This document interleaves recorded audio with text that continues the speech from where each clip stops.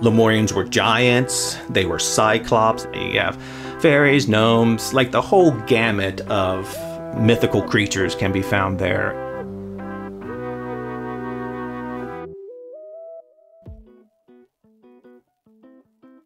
Justin McHenry is a historian and researcher who studies centuries-old documents while working at the American Public University system as an archivist, those unsung heroes protecting our living past. As he developed a very personal relationship to the stories held within these documents, he began the project of writing comprehensive histories, including his forthcoming book, Lemuria, a true story of a fake place. For this episode, Justin tells me a story that I haven't heard before, an expansive tale of an apparent long-lost continent, first written about in scientific works, then harnessed by esoteric eccentrics and New Age mystics, and then mutating over the decades into fantastical fuel that is embedded in the strangest of conspiracy theories and cults to this very day. I'm your host, Chelsey Weber-Smith, and this is American Hysteria. Hi, Justin. I'm so happy that you reached out to the show and that you're here to tell me about something that I know almost nothing about, which is definitely a place I like to be. So I'm ready to be shocked and awed and surprised. So thank you so much for joining us today. Chelsey, thank you so much for having me. I'm super excited to sit here and talk to you about Lemuria. I think it's you're going to have a good time. I know it. I trust you. So, okay. For our audience and for me, the uninitiated, would you give us just the briefest overview, elevator pitch of what your book is about and kind of what the story of Lemuria, right? Lemuria? Yep. There you go. The story of what Lemuria is about before we get into the different phases of this tale. Oh, yeah, definitely. Okay, so this is how I like to describe it to people. So what Atlantis is to the Atlantic Ocean, Lemuria is to the Pacific and Indian Oceans. It is the great, long-lost continent of those oceans. You know, it shares some similarities with Atlantis. There was an advanced civilization that lived there. And like Atlantis, Lemuria had a kind of rapid, catastrophic demise. And they often have been lumped together when you have people talking about Lemuria. Historically, it is part of a timeline where Lemuria, precedes Atlantis and kind of set the stage for it culturally and spiritually. And their histories have been kind of like intertwined with one another.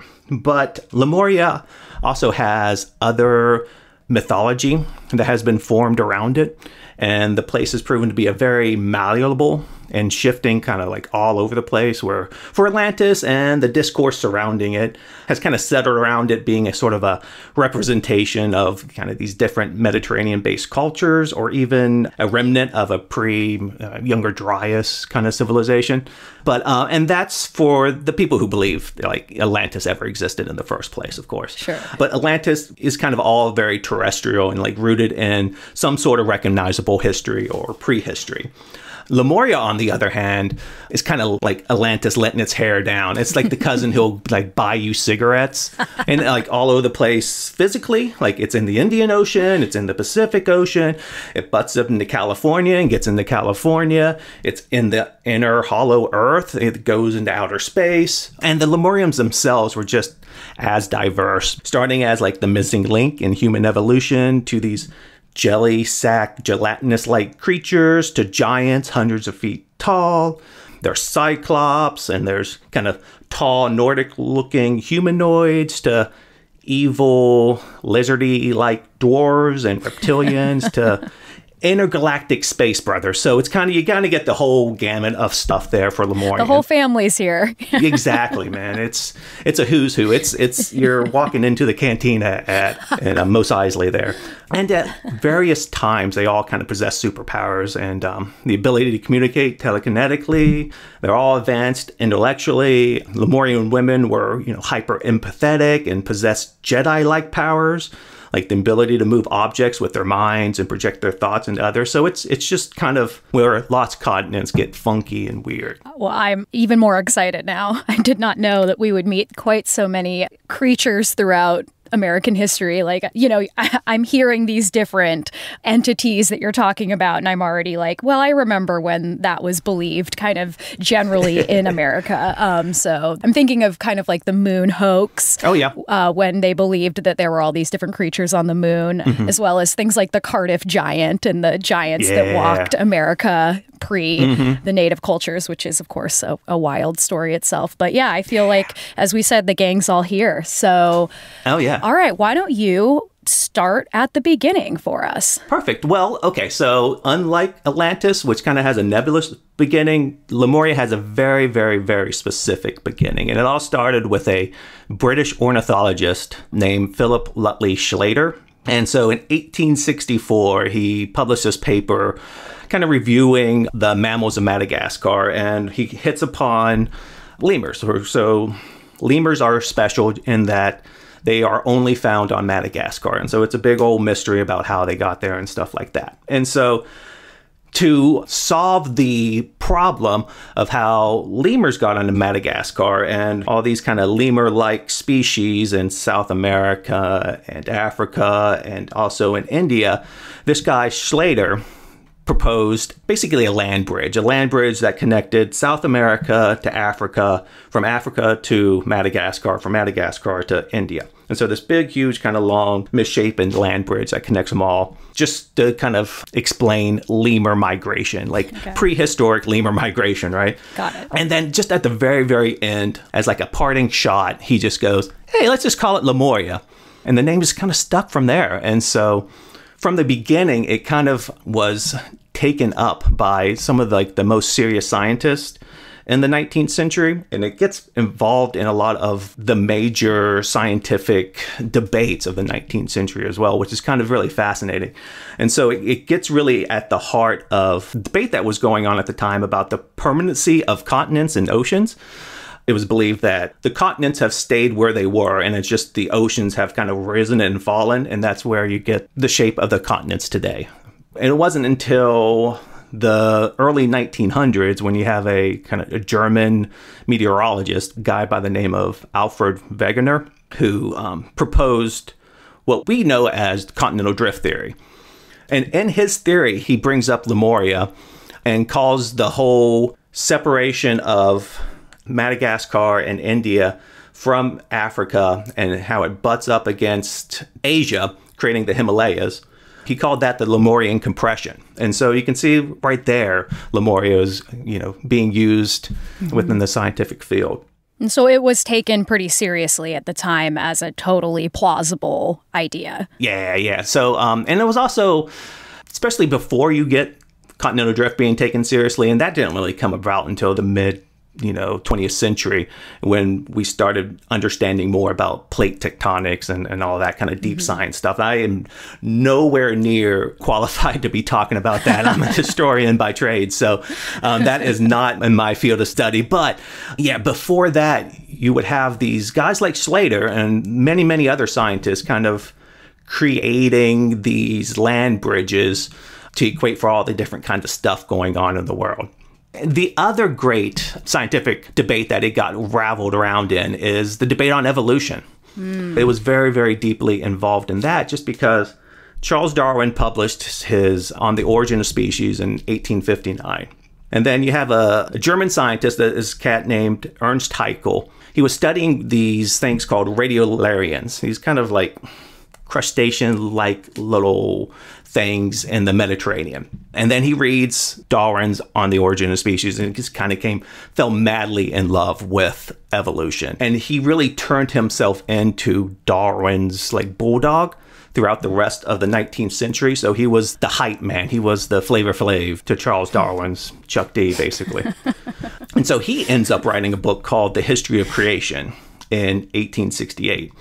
And that is where we get the first actual map of Lemuria. So Ernst Haeckel was a beautiful artist. Like, he drew these really elaborate artworks that goes along with his like science that he was studying. And so he drew this beautiful map of Lemuria and basically how it was the cradle for humanity. At the time, on the origin of species, doesn't really get into the whole debate about how, humanity evolved. It just kind of throws out the idea of evolution and, natural selection and those theories. And so History of Creation kind of takes it one step further and goes actually into the nitty-gritty of how humanity evolved. And at Haeckel, he placed all of that evolution right smack dab in Lemuria. And so we're basically the missing link. So the longest time, people were looking for the missing link in human evolution. And that's where Haeckel put his missing link, was right there in Lemuria.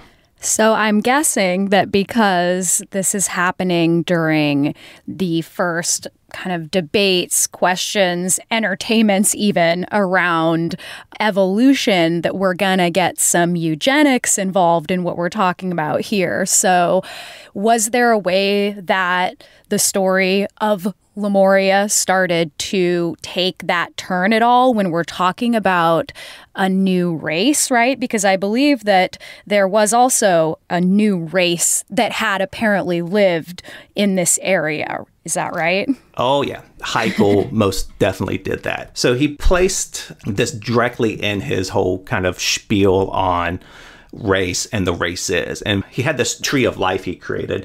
And in that tree of life, he ranks the races. And of course, the Nordic Aryan race is at the tippy top, and everything else is kind of secondary and below.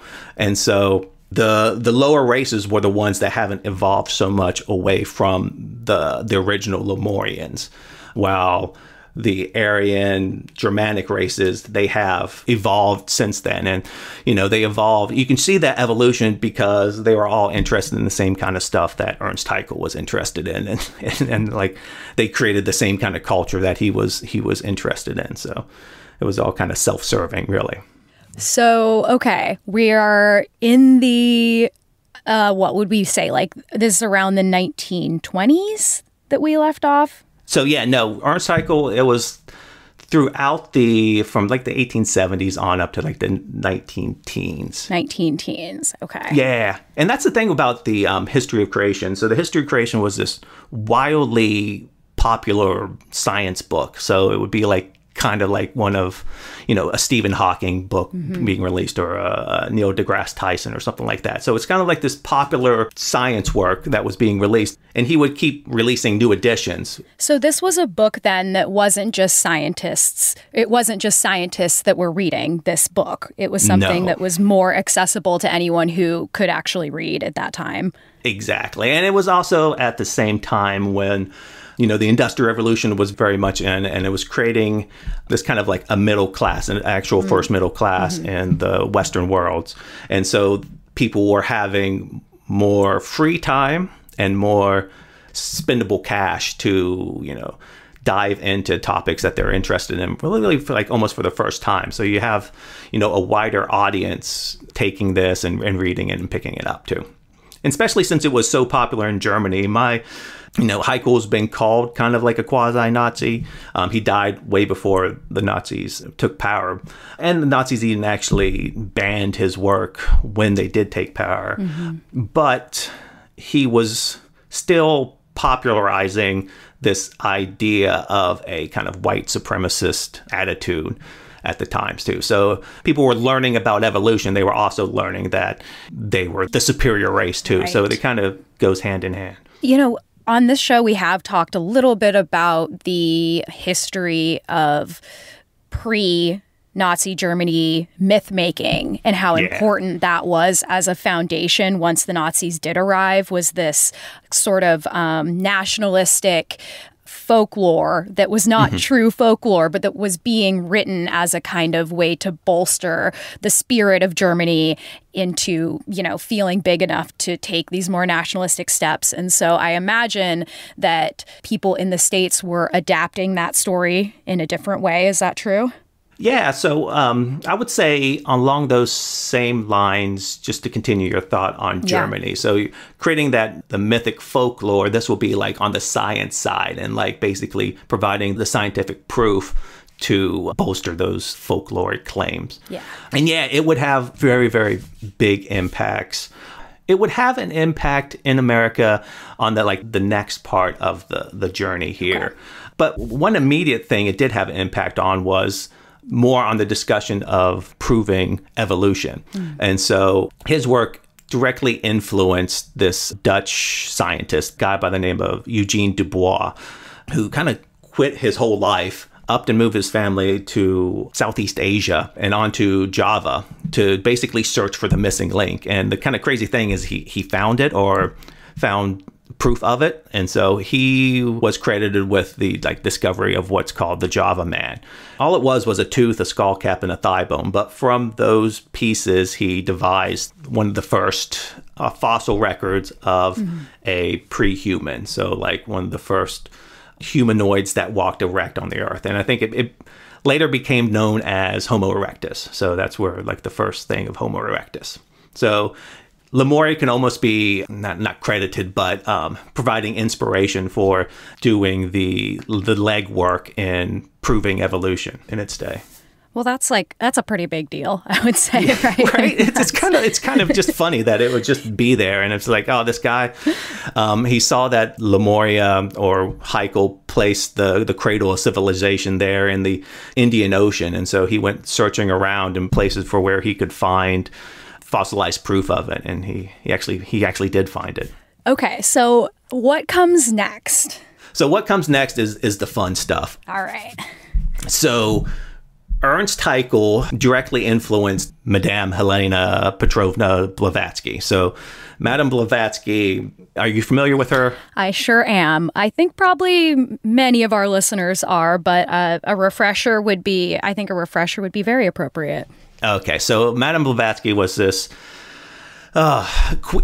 queen of the occult and all the things mysticism in the 19th century. She started, I think she was born in the Ukraine, traveled all over the place, got lots of interesting experiences before settling down at the age of 41, I believe, in New York City.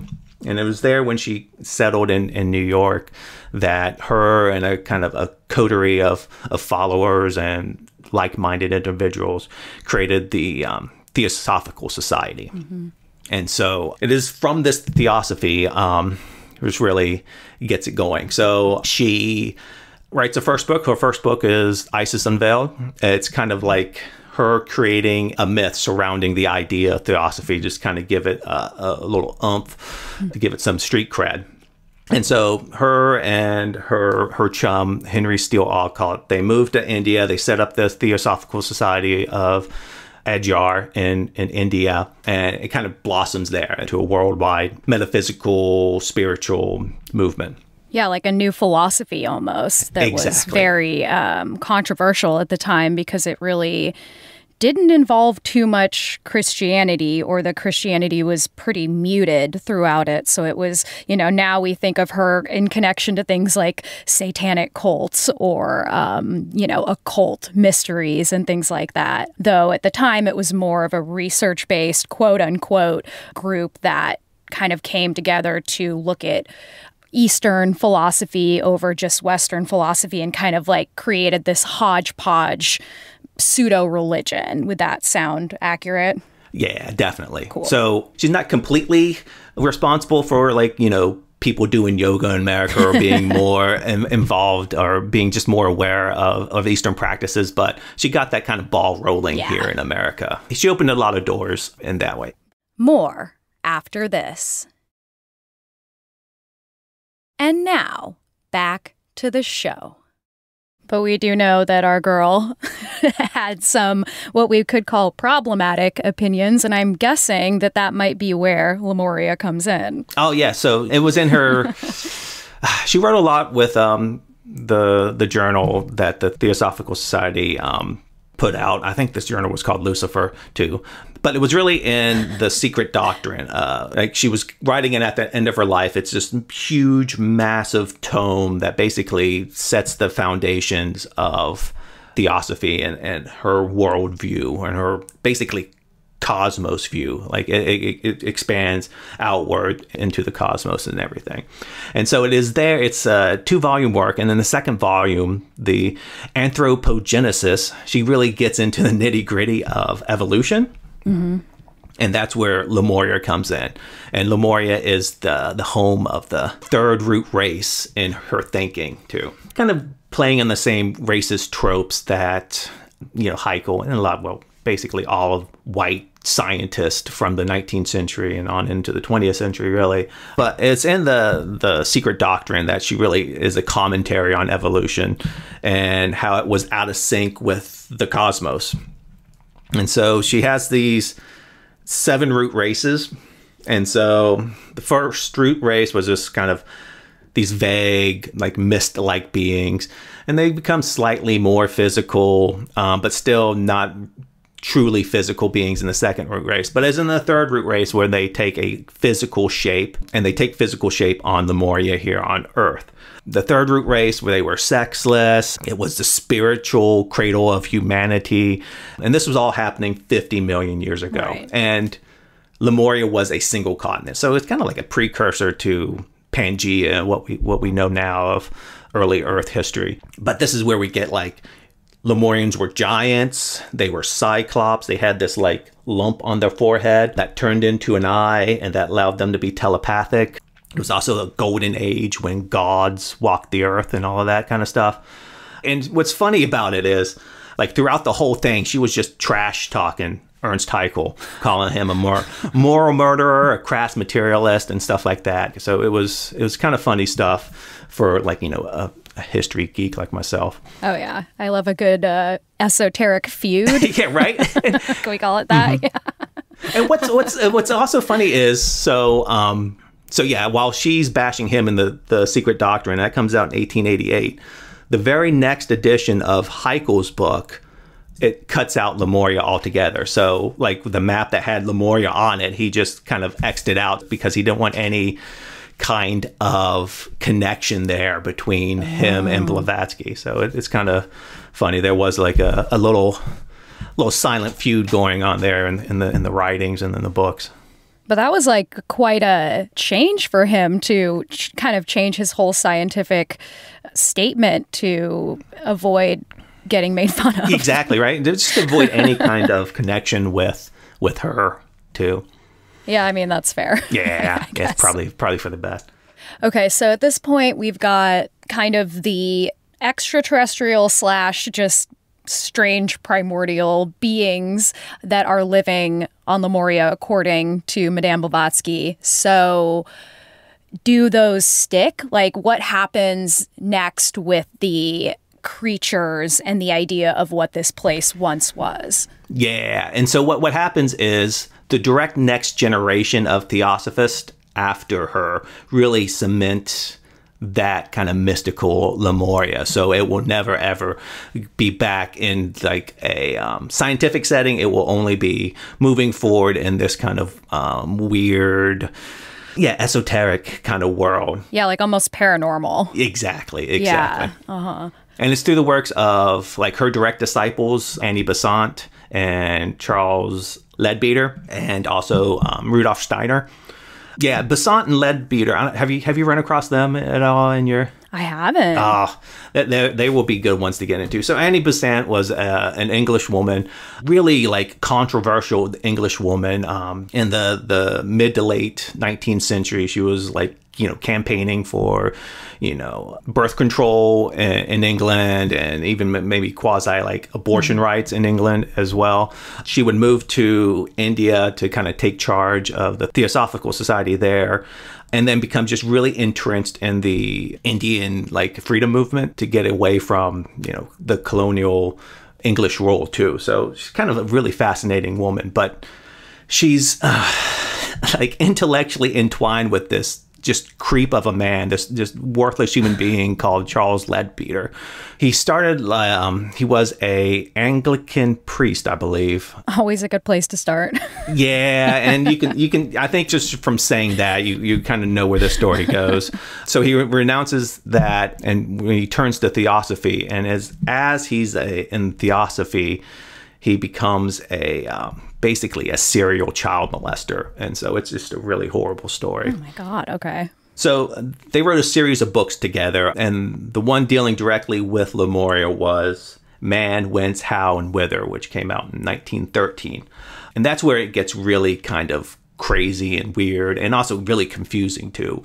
So according to this, their whole kind of theology going back, they have beings from the moon and Mars traveling down to Earth in these basket works, like, so these wicker baskets. No. Yeah. Like they're lowering them on some sort of pulley system? Or like balloons. Okay. It's not really that, but they just call them basket works. Okay. And so they're dropping down to help humanity along. And that's where they meet the Lemurians, and the Lemurians were the humans that were here being helped out by these Martians and moon people. It's where they kind of were taught civilization as well. And Lemurians at this time were these huge, ugly creatures that were gorilla-like. They had egg-shaped heads and were like huge. But thanks to these Martians and moon people, they kind of gradually evolved into more human-looking like things. Okay. All right. So this is a story I feel like we hear in different iterations where almost like the missing link is some kind of alien, where it's like the aliens came down and either bred with or taught us some sort of more civilized way of existing, right? Yes, okay. Exactly. Okay. Yep. So where do you think these ideas came from that these two people were writing about? Do you have any idea? Because it seems like it's a kind of left field type of story to tell. Did she cite, or did he cite, any previous sources, or is it just kind of like lost to time? It's just lost to time. And that's the funny thing, because Blavatsky, if you read The Secret Doctrine, even Isis Unveiled, like, she has copious amounts of sources and like footnotes and stuff, so you know where she's getting her information from. Okay, yeah. It might be from like a secret book that only she knows how to read, but she's at least providing those sources. But for Besant and Leadbeater and others, they're just like, "Yep, this is how it is, guys. You gotta deal with it." Wow. Sorry. All right. Okay, so does this begin to start to inform New Age belief? Yes. Okay. Very much so. And that happens actually probably in the I was going to say the next iteration of Lemuria. And with Churchward, like, he drew a map of Lemuria, and it's very much kind of close to the coast of California. But what the next part is, it's just a move into California, basically. So California becomes the east coast of Lemuria. Awesome. Okay, got it. Yeah. I'm so glad. I knew we were going to end up in California. I just knew it. It's like where everything ends up to. It is. It's at least where everything related to aliens in the New Age seems to end up. So yeah, like in the 1920s and 30s, you really get like this golden age of Lemuria in America, and it's all centered around Mount Shasta in Northern California. And so Mount Shasta, if people know, should look it up. It's this beautiful peak in Northern California, just rises up almost out of nowhere, kind of near the Oregon-California border.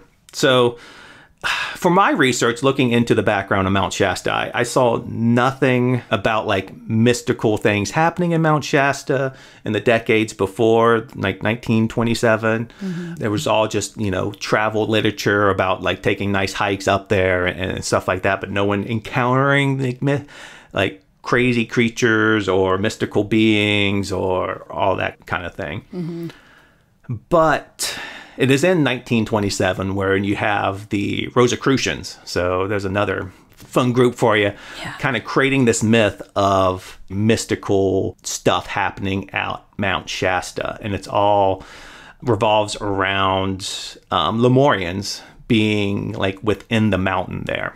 Lemurians had kind of like retreated after their civilization fell into the mountain of Mount Shasta and kind of lived there, have been living there for years. And so you have the name of the Rosicrucian group is called AMORC. So AMORC. It was created by a guy named Harvey Spencer Lewis. And so he's a kind of weird character in the story. And so he wrote these series of articles talking about all the weird stuff happening there in Mount Shasta in the 1920s. What kind of weird stuff was happening there? You have weird lights, people seeing weird lights on the mountain. There was a astronomer by the name Edgar Larkin who had witnessed this magical city on the mountain through his telescope. Okay, cool. Mind you, his telescope was in Pasadena, like outside of Pasadena. And so for people who don't know, California is a really, really big freaking place. And so it's about 600 to 700 miles between his observatory to Mount Shasta. So people are like, if he has a telescope, we can trust him. Exactly. And so they were talking about that. They were talking about these weird Nordic looking people, like tall humanoids, coming down and buying supplies at the local general stores and like paying in gold nuggets and just like not waiting for change to be made and stuff like that. So you got these kind of weird stories popping up. And are these stories popping up from like locals, or are these mostly coming from people writing about this and creating this lore for whatever reasons they have? It comes solely from this one person, Harvey Spencer Lewis. I could not find any accounts of these stories before this, and only after this would you get stories kind of like building upon it. Okay, that makes sense. So people just kind of take off with it and kind of repeat them and then build on them as well. And so you have, like a bunch of fun stories. I would just call them fun. So you have like gnomish creatures popping around Mount Shasta. Mm-hmm. On one of the flats, on one of the faces, I think it's the western, like the northwestern face, there's this like 60-acre field full of these grass-covered nipples is what they've been described as. Got it. And so they're just these weird little, like, I don't know, no one really knows, and no one has really done much research into them, but where they came from or how they were created. But people have been talking about how those were built by these little gnomish creatures to, as like, mating rituals and agricultural and all sorts of things too. Okay. All right. So we've got gnomes. You have fairy sightings as well. Lots of UFO sightings in the area, and then a lot of fun Bigfoot sightings too. You have someone claiming to see like Bigfoot breastfeeding on the mountain. On the mountain's nipple. No, yes. Okay. No, not on the nipple itself, but at the nipple of the lady Bigfoot. Got it. Okay. So, yeah, you have fairies, gnomes, like the whole gamut of mythical creatures can be found there in Mount Shasta, along with just a bunch of weird, like, people just showing up, too. There was a story of these, like, mist beings showing up in a local's house and just kind of staying there and bothering their daughter for a couple of weeks. And you said mist beings? Yeah, just okay, like cool. 3... mist-like beings. Oh, that's kind of freaky. Yeah. It would not be fun to have them as roommates for a while. Okay, so we've got Bigfoot, fairies, gnomes, aliens. Yep. Mysterious lights, mist beings. Yep. Kind of a lot of touchstones of even today's conspiracy theories and paranormal sightings, whatever you want to, those two that hold hands so well. But this is pre the kind of explosion of what we would call the New Age in America, maybe like the big popularization of that 60s, 70s, right? We're still in the 20s, 30s right now? Mm-hmm. Yep. Okay. All right. So how does this kind of keep chugging along toward that point? So you have a really good connecting event. So I call it the golden age of Mount Shasta is from the 20s to like the 40s. And then right as World War II was winding down, you have something called the Shaver Mysteries being published. And so the Shaver Mysteries are a series of articles that were published in Amazing Stories, which is this pulp science fiction magazine from 1945 to 1947. And they were written by a guy named Richard Shaver. And so Richard Shaver had kind of a long history before publishing these of, being in and out of mental institutions throughout the 1930s. And right before he published his stories, he wrote to Amazing Stories, and it was right after getting out of one of these mental institutions. And so he wrote to the editor at Amazing Stories. It was a fellow named Ray Palmer. And so Ray Palmer was big into like the science fiction world. He was like first wave science fiction fan back in the 1920s. And he kind of risen over the years to edit this magazine. And so he saw Richard Shaver's story. And so this was Shaver basically describing what was happening to him as a kind of like a targeted individual. And so he believed that there were these evil dwarf-like beings that were like kind of hounding him and have been hounding him for years and years and years. And they were kind of responsible for everything from killing his brother to all of the problems that he had and witnessed. And he also tells the story of being taken down inside like the inner hollow earth and seeing and learning about their evil machinations and stuff like that. And he wrote his story as all being real, right? So he wrote this true to him story. Ray Palmer took that and was like, okay, this is great. So he basically saw it as like gold for his magazine, something that can sell issues. Yeah. And so, he put it on there and he said it was all true. Like, right. So he was saying everything that happened here is true. So even in this science fiction magazine, everything that's happening is true. And that sort of kicked off this new wave of Lemuria here, because all of this for Richard Shaver was happening on Lemuria. And the first story to be published was I Remember Lemuria. And the second story would be Thought Records of Lemuria. And so it's same thing. He's getting into the whole Lemuria mythos. It was like tens of thousands of years ago. You have these giant races of beings coming to Earth and settling Earth. These were like 300-foot tall giants too. And the Earth at the time was known as Lemuria. So Lemuria was just the whole Earth. They built these great machines, and they also built these bioengineered beings or robots. And that's what kind of humanity evolved from. We evolved from these bioengineered robots of these giant gods.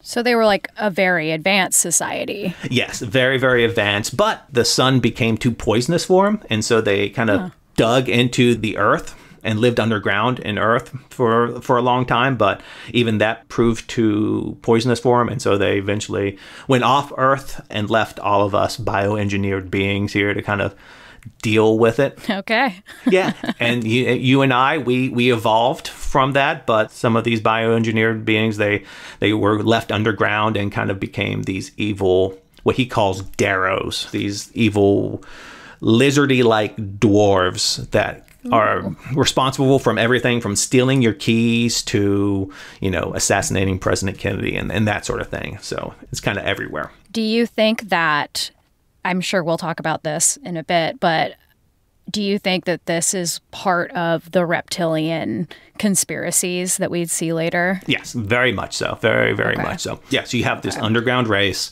of almost reptilian-like to begin with creatures.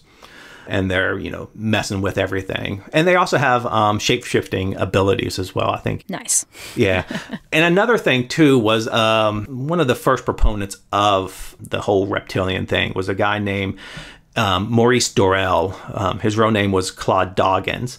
But he and his organization would advertise in Amazing Stories. And so you can see his advertisements right alongside these Richard Shaver stories. Oh, that's really interesting. Yeah, it's all swimming in the same thing. Yeah, absolutely. Okay, so we're in California. What's coming next after this guy's work? Who's taken up the mantle next? Who's taken up the torch?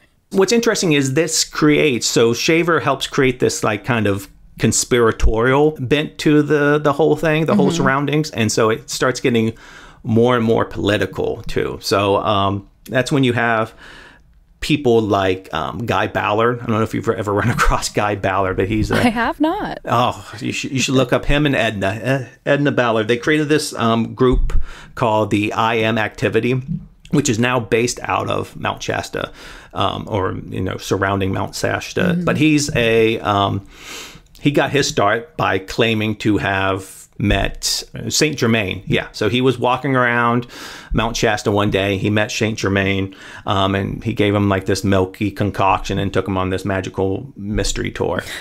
Okay, great. But he created this religious political movement. So it was like super ultra right during the 1930s and 1940s. So it was like almost a quasi like fascist right wing organization that was walking around. So it was walking this kind of fine line between politics and kind of this new age spirituality, because part of his theology was like, there is a new age coming, there's a new world coming. And so it was very much in that realm. And then you have another group called the Lemurian Fellowship that would be created in the late 1940s, early 1950s as well. And they were talking about, this new age, this new world being created, and their whole spirit. And they're still around too. They're still out in California as well, I believe. And it's like, you have to be prepared for this new world. You have to, study for it and become a citizen of this new world. And then also you have, starting around this time in the 1960s is when, you have a series of channelers coming through as well. Jane Roberts is a big one. She channeled the Seth material. You have Uriel and the Unarius Academy of the Sciences, which is also out in California too. So they talk a lot about space brothers coming in from Lemuria and helping us along and channeling them and their past histories and things like that.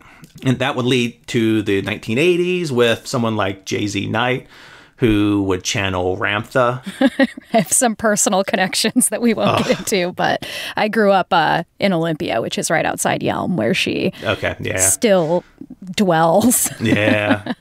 But please continue. Well, like her channeled entity was a person named Ramtha, and so the whole Ramtha backstory is set in Lemuria and how Lemurians were this persecuted race by the Atlanteans, and so it really develops this kind of persecutorial flavor to the Lemurian story too. So it's starting to get I would say a little darker and a little bit more like put upon.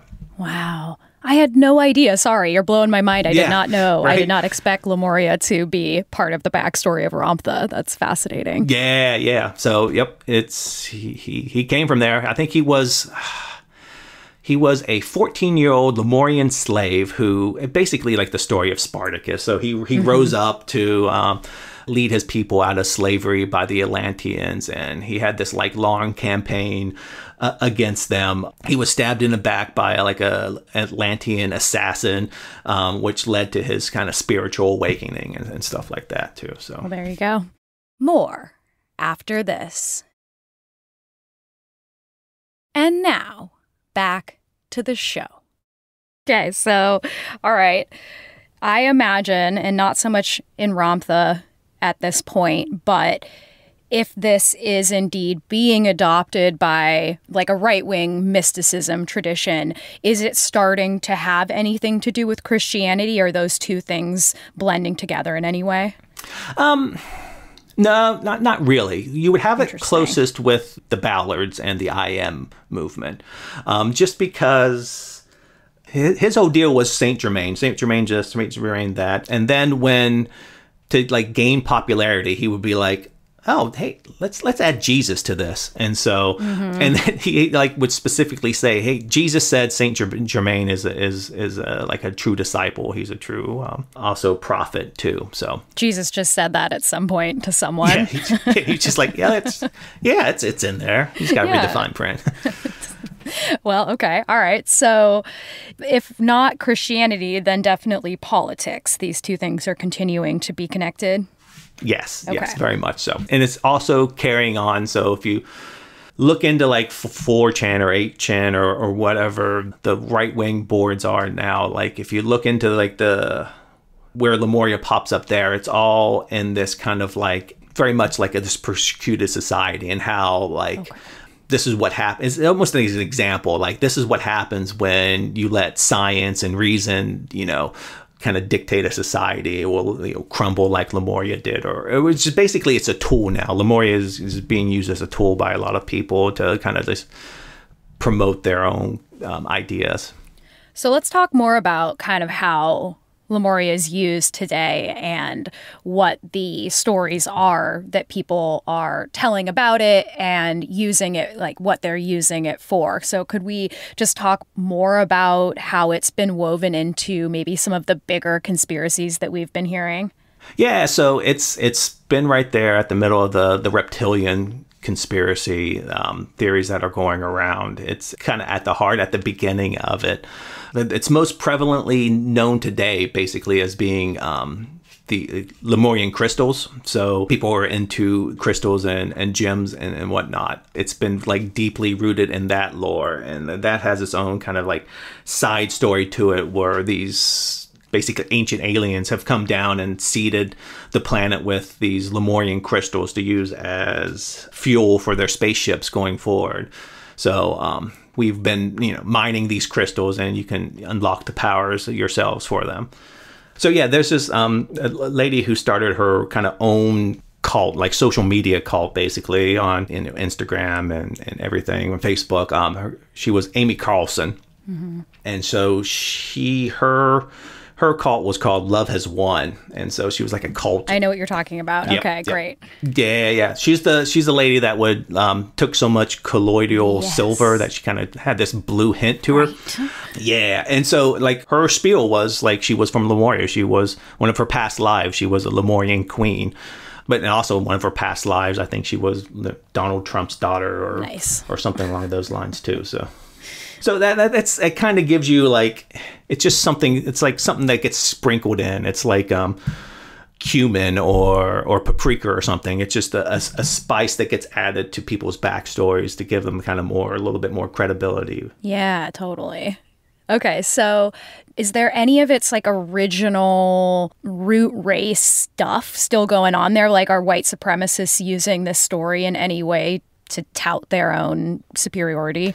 I wouldn't say it goes like Lemuria deep to have them tout their own superiority, but I could still see them using, the Heikel's words, or you have a lot of mixture now between new age like influencers and these kind of right-wing political influencers as well, and so they've been converging together, and I think the intersection of that Venn diagram is like both of those are mostly white people, so they've been centered around that, and that shared kind of whiteness has been helping them.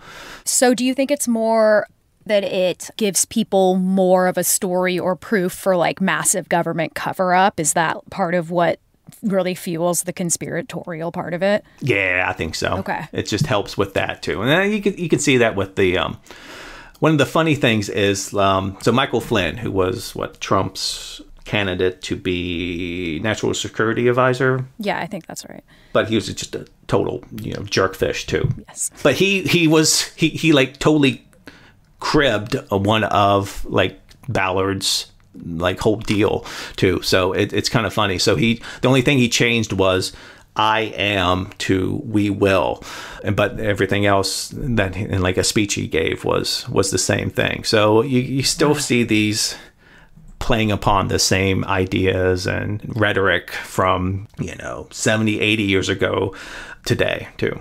Okay, so just to bring this all together, I'm interested in both why you are so interested in this, like what brought you to this, what continues your interest, what actually brought you to being obsessed enough to write a book, and then kind of on top of that, why is this an important story for us to understand, and what can it teach us about kind of the present day, do you think? So yeah, I got interested in I just have always generally been interested in, more mysterious things, topics. X-Files was one of my favorite TV shows growing up. And so just being generally interested in that, I've heard little bits and pieces of Lemuria, stories about Blavatsky, and reading a little bit about her, and then just seeing Lemuria pop up there, knowing a little bit about like the Shaver mysteries and seeing Lemuria pop up there. So I was looking to like, hey, you know what? I want to write a book one of these days. What would be a good topic? So I was like, I just looked into this, and it's just kind of kept spreading and growing, and the story kept kind of like spiraling more and more out of control into kind of crazy new places. I get that. Yeah. And what, as I was researching it, the thing that I took away most from it was basically how false narratives come to be. And you can sincerely find that in the Lemuria story, of how it kind of goes in one direction, right? It gets very much a theory of science, and how it kind of has morphed and traveled and been contorted all out of misshape from its original being. And it's kind of similar to what a lot of narrative is going on politically and with science today, and a lot of different opponents to science and reason that's going on right now. So I saw a lot of similarities there about how kind of just taking an idea and how it can be shifted and contorted into anything you want it to be. And I think that that's so important, because it is the way, and not to say that you can do this for someone who's already a believer in it, because, that's pretty hard. But to trace back and then kind of fast forward through each like individual person that took that story and added their own, spice to the mix, you can just see its evolution, essentially. Yeah. And that is a really powerful thing, because it takes a little bit of this like mysticism out of it, where you're like, oh, this is just this story that's been passed down. And it's like, no, it's a story that's been passed down and altered either by people who have a vested interest in selling books, or by people who perhaps are a little bit mentally unwell and do believe these things, a mixture of both perhaps, and then also people who are trying to create a philosophy and bring other people into that philosophy. So it does the work of demystifying the mystical, which I think is really, really important. Not always fun, but in this case, I would say definitely very fun to go through and hear the different iterations that kind of come throughout different moments in time. I think that's kind of our favorite thing here at American Hysteria. So Oh, yeah, definitely. yeah, so thank you so much, Justin. This has been just so interesting to learn about, very unexpected moments. So I really appreciate you coming on. Oh, thank you so much for having me, Chelsey. I very much appreciate it. This was American Hysteria. Make sure you check out Justin's book, Lemuria, A True Story of a Fake Place. You can find the pre-order link in our bio. If you want to support our show and get more of it, you can now subscribe on Apple Podcasts to get ad-free episodes and bonus content, including access to our other podcast, Hysteria Home Companion, where producer Miranda and I tell you stories from the cutting room floor and give you a look behind the scenes. So subscribe now on Apple Podcasts, or you can go to patreon.com/American Hysteria, where you can get ad-free episodes and bonus content as well. We also have this new thing going on called the Urban Legends Hotline, where you can go to AmericanHysteria.com and leave us a recording of an urban legend you remember from growing up. And if it sparks joy within us, we might do a deep investigation, and you'll hear your own story on our show. That's our Urban Legends Hotline at AmericanHysteria.com. This episode has sound design by Clear Como Studios, was produced and edited by Miranda Zickler, and I'm your host, Chelsey Weber-Smith. Thanks, as always, for listening, and I hope you have a great week.